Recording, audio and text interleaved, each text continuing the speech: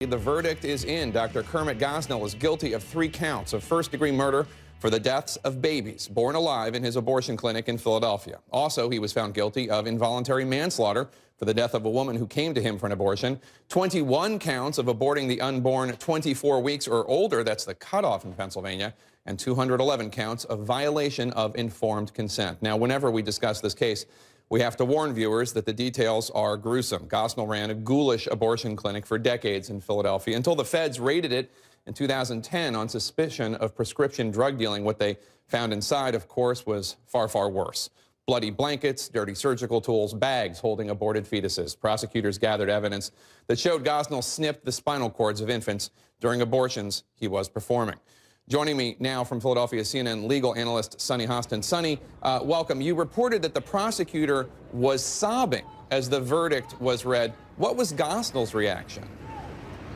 You know, initially, he appeared not to have a reaction, Jake, and I actually stayed behind after the verdict came in and walked up to the well of the courtroom, and I did look at Dr. Gosnell, and he appeared, in my view, to be shocked. He was upset. He sort of let out a sigh and was shaking his head back and forth. Certainly, after the jury read his verdict, and as you just mentioned, it was an extensive verdict, he was, in my view, pretty shocked.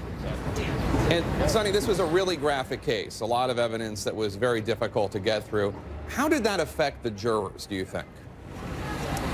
You know, I think that the jury knew what they were getting into. I mean, there was voir dire in this case, but I've seen some of the evidence in this case, some of the photographs that were part of the grand jury report, and I've seen a lot of gruesome things, having been a federal prosecutor and covered many, many cases, and I can't unsee those pictures. And I would imagine that the jury had a tough time with it. This is one of the more gruesome cases that I've seen, and Jake, I'm not only a lawyer, I'm a mother, and seeing some of the photos of the babies, seeing some of the photos of the incisions on the back of their necks with their spinal cords snipped, it was tough. It was difficult, and if it was difficult for me, someone who's used to seeing these kinds of things, I can only imagine how difficult it may have been for the jury.